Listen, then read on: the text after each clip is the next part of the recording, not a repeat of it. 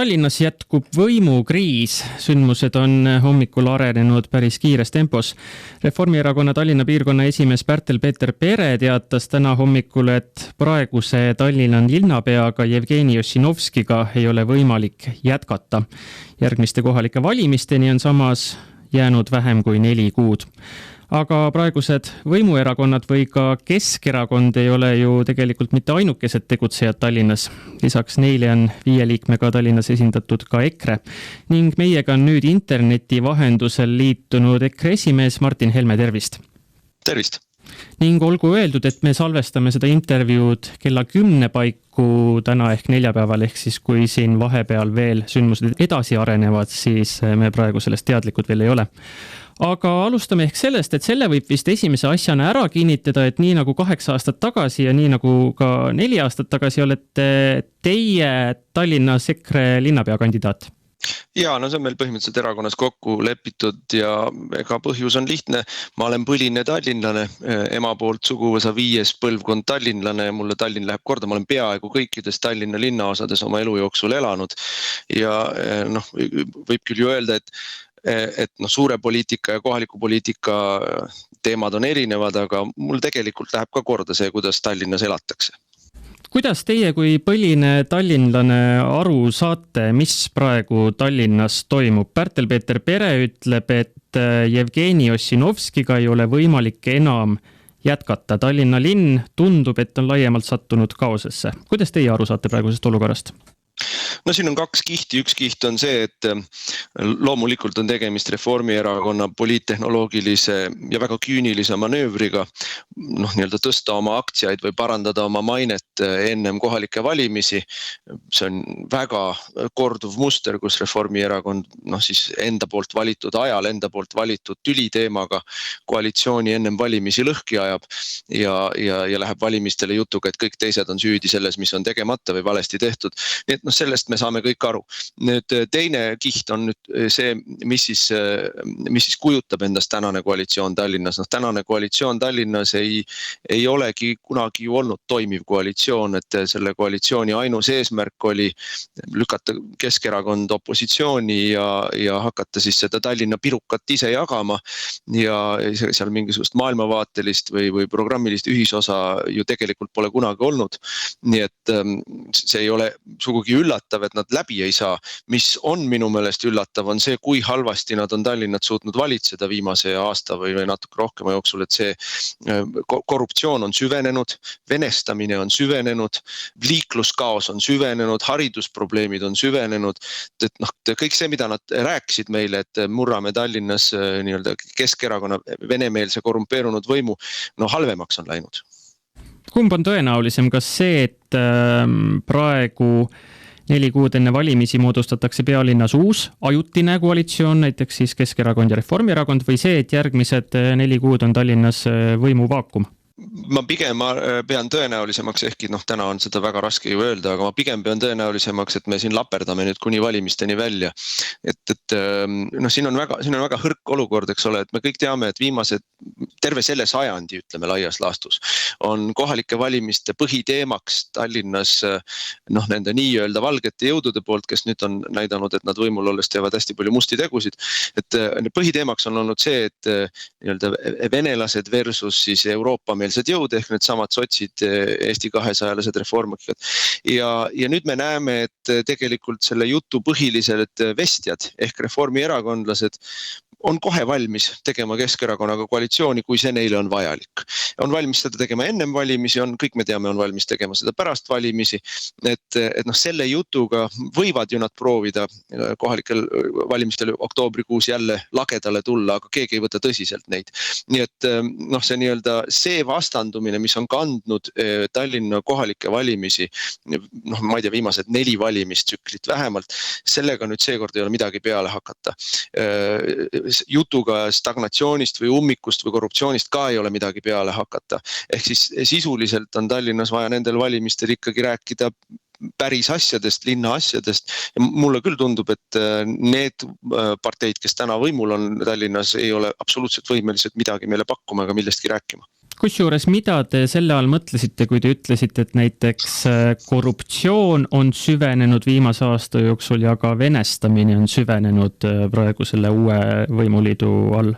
No me mäletame seda juttu, kuidas tuli tänane koalitsioon ja nii-öelda venemeelset erakonda ja Keskerakonda hakati Tallinnas siis opositsiooni mängima ja meil kellelgi ei ole mingit kahtlust, et Vene valija on Keskerakonna põhivalija, tema põhisõnumid on suunatud Vene valijale, nii et siin see nii-öelda kriitika ei ole ju sugugi sobimatu või kohatu, aga mis me siis asemele saime? Saime linnapea nimega Jevgeni ja saime hariduse valdkonna abilinnapea nimega Aleksei, saime siis eestikeelsele haridusele ülemineku, mille käigus Eesti lapsed on mõnedes linnaosades olukorras, kus nad ei saa eesti keeles koolis käia või eesti emakeelses koolikeskkonnas käia koolis ja põgenevad nendest linnaosadest, ehk siis sisuliselt me liigume palju kiiremini kui kunagi varem Tallinnas rahvusliku segregatsiooni teed. Ja sellele samaaegselt need samad erakonnad on ju riigis võimul, on ju Eestisse toimunud tohutu suur immigratsioon idast ja eelkõige venekeelsete inimestega on see immigratsioon toimunud, neil võivad Ukraina passid taskus olla, aga nad räägivad vene keelt ja nad on põhiliselt tulnud Tallinnasse, ehk siis Tallinnas on linnapilt on läinud järsult venekeelsemaks. Nii et kogu selle jutuga, mis nad on meile rääkinud, ei ole meil mitte midagi peale hakata, sest nad ise tüürivad meid hullemasse olukorda, kui kunagi varem on olnud, vähemalt taasiseseisvumise ajal. Ja mis puudutab korruptsiooni, siin hiljuti oli lõbus nüansikene, kus ühes veetilgas oli terve maailm peegeldus meile ära, kuidas siis isamaalaste loodud äsja asutatud Riiuli MTÜ-le anti siin mingisugune 11 000 eurot selle jaoks, et tähistada mingit 70. aastate Peterburi muusiku, ma ei tea, sünniaastapäeva või surmaaastapäeva või mis iganes, ühesõnaga aastaseks sai puudel põhjust juua juubel stiilis rahastamine linna eelarvest ja seda on massiliselt meil linna eelarvest, et seda me nimetame legaliseeritud korruptsiooniks, et nagu öeldud, et võimule tuldi selleks, et Tallinna väga rammusad pirukat jagada, aga need, kes pirukat hakkasid jagama, neid on rohkem ja nad on näljasemad. Et selline massiline raha kantimine, eriti läbi igasuguste MTÜ-de, mingisuguste tontjab mis roheprojektide, see võtab itkuma. Ütlesite, et praegu on meil linnapea nimega Jevgeni ja abilinnapea nimega Aleksei. Kas pärast valimisi on siis EKRE poolt välistatud, et järgmise linnapea nimi võiks olla Mihhail? No vot, meie ei ole seda välistamise juttu kunagi rääkinud, ei riigis ega linnas. Mina mäletan, kui seda sama tänast Tallinna koalitsiooni tehti, siis tagusid nii sotsid kui Eesti 200 vastu rinda, et nemad välistavad meid. Ja eks seda välistamise juttu on palju rääkinud ka ju Reformierakond. Et mina arvan, et see on rumal esiteks, on poliitiliselt lühinägelik ja rumal, sellega mängitakse ise ennast nurka, me kõik saame aru, miks seda tehakse, sellega tahetakse valija panna sundseisu, et ärge nende poolt hääletage, sest meie neid kunagi võimule ei luba, aga mina siiski arvan, et valija peab olema see, kes otsustab, kes võimule saab ja loomulikult ütleme, Tallinna volikogus on võimatu öelda, kuidas need numbrid klappima hakkavad, et kelle puhul tulevad üldse koalitsioonid kokku või kelle puhul puht matemaatiliselt, et kellega õnnestub enamus teha või kellega mitte. Et panna täna mingisugused vaiad maasse ja öelda, et meie kindlasti nendega ei tee ja nendega kindlasti teeme, minu meelest lihtsalt on oma valijate suhtes ebaaus selles mõttes, et siis sa nagu vähendad võimalusi, et sa saad oma programmi hiljem ellu viia ja mõnes mõttes üritad valijatele öelda, et me teeme sinu valikuid väiksemaks, et ma ei poolda seda. Küsimusele vastuseks, et kas me oleme valmis tegema Keskerakonnaga Tallinnas pärast valimisi koostööd, minu vastus on alati, et kui me saame oma programmilisi lubadusi ellu viia, kui me saame selles kokkuleppele, siis me oleme valmis seda arutama muidugi. Räägime teistest linnadest ka kui Tallinnast, sest ega elu ainult Tallinnas ei käi ju. Kas nii nagu teist Martin Helmest saab Tallinna linnapea kandidaat, kas samamoodi saab Helle-Moonika Helmest Tartu linnapea kandidaat? Vot see on üks väga huvitav spinn, ma kohe tahaks teada, kes selle on algatanud, aga ei, Moonika Helme on kandideerinud kohalikel valimistel ka mitu korda järjest Tallinnas ja on ka seekord meil Tallinna kandidaat Haaberstis. Nii et mina ei tea, miks teda on nagu mõeldud sinna Tartusse või kes teda on mõelnud sinna Tartusse. Meil on Tartus väga tubli ja väga hea meeskond. Meil on Tartus väga korralik toetusprotsent, nii et Tartus teevad ikka valimiskampaaniat ja valimistulemust tartlased. Kui vaadata seda meeskonda Tartus, siis on ju Tartu linnavolikogus vaid üks inimene, kusjuures naissoost, ja see on Malle Pärn. Ja ütleme, kui meil siin aasta tagasi oli erakonnas kodusõda, siis Tartu oli üks neist, mis sai kõige rohkem räsida ja meie Tartu volikogu fraktsioon sisuliselt täies koosseisus jooksis ära meilt või läks ära.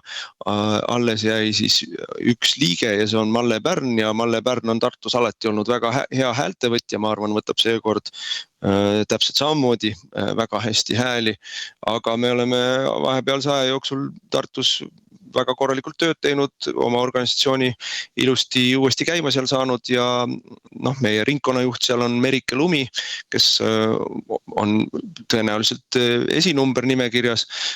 Kas ta on linnapea kandidaadina välja käidud või volikogu esimehe kandidaadina välja käidud, seda peavad tartlased ise ka natuke arutama veel, aga ma ei muretse meil Tartu tulemuse pärast, nii nagu ma ei muretse meil näiteks Pärnu tulemuse pärast ja kui me vaatan praegu üle kaardi, täpselt nii ongi, et ega elu ei ole ainult Tallinnas. Meil on juba praegu väga korralik seis, me oleme näiteks sellistes maakonnakeskustes nagu Paide või Jõhvi või Valga või Rapla, me oleme võimul või võimukoalitsioonis, me oleme veel siin rohkem kui 10 sellises väiksemas omavalitsuses võimul või võimukoalitsioonis, et enam-vähem 20 omavalitsuses oleme Eestis praegu võimukoalitsioonis ja kui ma vaatan praegu seda, kus me oleme oma ettevalmistustega, kui ma vaatan praegu seda, missugused nimekirjad meil tulevad ja ka seda nii-öelda toetusprotsendi dünaamikut, ma olen üsna selline enesekindel, et meil tuleb sügisestel valimistel parem tulemus kui eelmine kord, loomulikult mitte igal pool ja mõnel pool võib-olla on natuke kehvem, mõnel pool natuke parem, mõnel pool jääb samaks, aga üleüldine pilt minu hinnangul on väga hea ja ma arvan, me oleme pärast valimisi rohkemates kohtades koalitsioonis kui täna. Pärnut te mainisite ka, ma läks kohe Pärnust küsinud ka, et Pärnus 4 aastat tagasi kõige populaarsem rahvuskonservatiiv oli ju Alar Laneman, ta kogus 1554 häält ja talle järgnes Helle Kullerkupp. Mõlemad on nüüd paraku liitunud erakonnaga Eesti rahvuslased ja konservatiivid. Vaatasin, et Pärnus juhib EKRE fraktsiooni praegu selline inimene nagu Robert Kiviselg, kes kogus 4 aastat tagasi 125 häält, aga ma kahtlustan, et temast vist linnas esinumbrit ei saa või eksin ma? Praeguse plaani järgi siiski Mart Helme on meil plaanis Pärnus kandideerima panna, sest Mart on seal kandideerinud nii kõikidel Riigikogu valimistel kui ka mõnel korral ka kohalikel valimistel, et see, ta on vana pärnakas ja pärnakad tunnevad teda hästi ja on alati väga hästi hääli võtnud. Aga kui me räägime nüüd eelmiste korra, ei tohi kindlasti ennast ise kuidagi lõksu petta, et alati tuleb arvestada selle nii-öelda brändi häältega, et kui on erakonna kandidaat ja erakonnal on tugev toetus ja Pärnu piirkonnas on meil väga tugev toetus, siis see annab igale kandidaadile, kas ta on tuntud või tundmatu, ta annab kindlasti mingisuguse hulga hääli juurde lihtsalt sellepärast, et ta on selle erakonna nimekirjas. Ja eks võib ka siin võib-olla meenutuseks tuua, et oli selline vähetuntud abilinnapea nagu Taavi Aas, kes võttis mõnisada häält Tallinnas valimistel ja siis pandi esinumbriks ja võttis tuhandeid.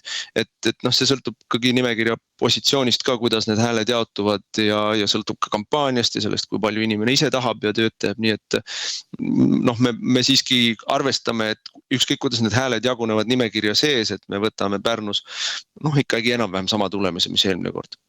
Sellest möödub varsti ju tegelikult aasta, kus nii mõnedki kohalikul tasandil tuntud rahvuskonservatiivid, ma siin mõnda juba mainisin, ka proua Loone ju Tartus oli 4 aastat tagasi EKRE esinumber, praeguseks EKRE-st lahkunud. Et sellest möödub varsti aasta, kui nad lahkusid, liitusid Eesti rahvuslaste ja konservatiividega. See erakond ERK ise hakkab, mulle tundub, natuke unustuste hõlma küll vajuma, aga selle mõju ei ole ju kuhugi kadunud, sest mitmedki tuntud inimesed seal samas Tartus ja Pärnus ei kandideeri enam teie nimekirjas. Et kuidas te praegu 4 kuud enne valimisi ise hindate, kui palju see aastatagune pereheitmine teie sügist valimistulemust mõjutab?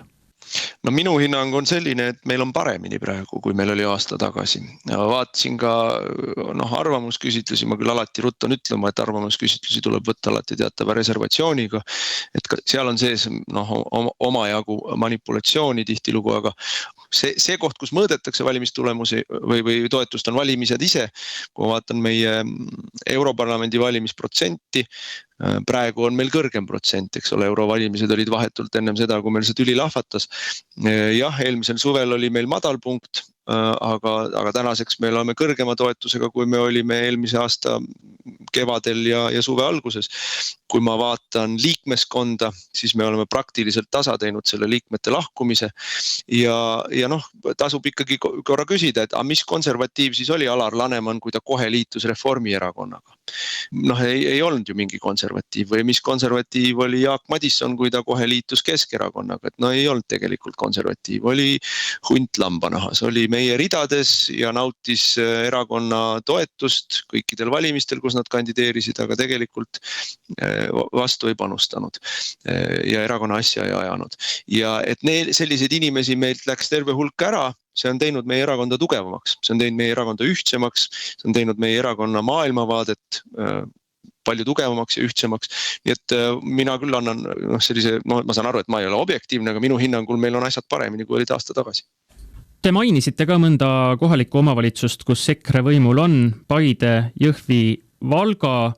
Ja ega vähemalt minul isiklikult palju ju neid rohkem kohti meelde ei tulegi Eestimaa kaardil, kus EKRE on võimul. Vähemalt minul isiklikult, teil on kindlasti parem pilt silme ees. Miks EKRE teistes kohtades võimule pole ligi pääsenud? Selles mõttes see ei olegi päris tõsi, et me ei ole pääsenud, et kui me siit hakkame minema ükskõik mis Eesti nurgast liikuma, eks ole, Läänemaal oleme, Lääne-Nigulas, Virumaal oleme, minu meelest 2 omavalitsuses võimul. Väiksemad kohad kõik. Kõik on väiksemad kohad, aga väikestes kohtades tuleb ja ei tasu ära unustada, et aga Eestis praktiliselt ei ole teist erakonda, kes nii südikalt seisab regionaalpoliitika eest, olgu see väikekoolid või olgu see väike maamaks, mille eest me võitleme või mingisugused muud teemad, et meie olemegi see regionaalpoliitika või väikeste kohtade või külaelu kaitsja. Ja teine, mida tuleb alati meeles pidada, on, et ei ole teist erakonda Eestis, kellel oleks nii ulatuslik üleriigiline erakonna struktuur, kui meil on. Et meil on ikkagi igas viimases kui omavalitsuses, jätame Vormsi ja Ruhnu kõrvale, aga meil on praktiliselt igas viimases kui Eesti omavalitsuses oma organisatsioon ja me läheme praktiliselt igas Eesti omavalitsuses oma nimekirjaga jälle välja ja saame ka praktiliselt igal pool sisse. Oma fraktsiooniga oleme volikogus esindatud. Et mitte kellelgi teisel ei ole seda. Ei ole Isamaal hoolimata oma praegusest kõrgest reitingust, ei ole Reformierakonnal, vanasti oli Keskerakonnal, aga see järjest ja järjest neil nii-öelda kustub see. Nad ikkagi taanduvad Põhja-Eesti või Virumaa suurte linnade erakonnaks. Nii et lihtsalt kellelgi teisel ei ole seda võrgustikku üle terve Eesti ja see on, ma arvan, meie üks suurimaid tugevusi ja tegelikult annab meile kogu aeg toodab meile juurde sellist poliitilist professionaalset aktiivi. Nii et ja ma ütleks 20 omavalitsuses olla võimul ei ole üldse väike number tegelikult sellest 80, mis meil Eestis on, aga üks põhjus, miks me ei ole, näiteks kui me eelmine kord 21. aastal Lõuna-Eestis oli väga tugev tulemus väga paljudes kohtades, siis meenutame, tol korral oli just toimunud, eks ole, võimuvahetus riigi tasandil ja riigis võimul olevad erakonnad, need olid tol ajal Reformierakond ja Keskerakond, leppisid kokku, et mitte kusagil nad ei võta koalitsiooni EKRE-t. Ja selle tagajärjel muide me kukkusime ju ka opositsiooni Pärnus ja selle kokkuleppe tagajärjel me saime väga vähestes kohtades koalitsiooni Lõuna-Eestis, kuigi me paljudes kohtades olime võitnud valimised. Nii et selline kambakas meile tookord tehti ja ega mis sellele lahendus on? Lahendus on teha veel parem tulemus, et see matemaatiliselt võimalik ei oleks. Aga kas ka seekord on võimalik, et jah, te lähete kõigis omavalitsustes oma nimekirjaga, jah, te saate volikokku sisse, jah, võib-olla te isegi võidate valimised mingites linnades või valdades, aga teised erakonnad ei pea teid lihtsalt kohalikul tasandil piisavalt, ma ei tea, parketikõlbulikuks ja antud juhul ma mõtlen siis seda kohaliku linna või vallavalitsuse odavamat laminaatparketti, mitte seda uhket parketti, mis võib-olla Stenbocki majas on. Seda juttu ei ole ammu enam aetud minu meelest ja tänasel päeval mõtleme selle parketi kõlbulikkuse peale näiteks Riigikogus, kui sotsid opositsiooni kukkusid, siis nemad olid need, kes on poliitilises isolatsioonis, isegi opositsioonis, rääkimata sellest, et need koalitsioonis jutule ei võeta. Et see on poos, see tegelikult on poos ja ärme karda seda ka selles võtmes, et nii kehvas seisus, nagu täna on Reformierakond, pole mitte kunagi kogu oma ajaloo jooksul Reformierakond läinud kohalikele valimistele vastu. Tõeliselt räbalas seisus. Neil on oht jääda võimust ilma Tartus, oma põlises kantsis Tartus. Neil on oht jääda oma võimust ilma Tallinna kuldse ringi valdades. Et vot sellele tuleb meil keskenduda ja selle nimel tuleb teistel erakondadel tööd teha, sest et nende kohalike valimistel lisaks kohalikele teemadele on ikkagi üks suur kõiki omavalitsusi läbiv teema. Neid tegelasi, kes meile kehtestavad automakse, tõstavad käibemakse, neid tegelasi tuleb valimistel karistada. Igal pool, igas viimases omavalitsuses tuleb neid inimesi võimust eemale hoida ja karistada. Hea, et me kohalikult tasandilt väiksematest piirkondadest ka selle suure poliitika, niisuguse suure narratiivini jõudsime. Sellega on hea praegu sellele intervjuule punkt panna, sest iga intervjuu saab ühel hetkel otsa. Igades aitäh, et meiega täna liitusite interneti vahendusel siis EKRE esimees Martin Helme ja palju õnne ja edu tulevastel valimistel. Aitäh kutsumast!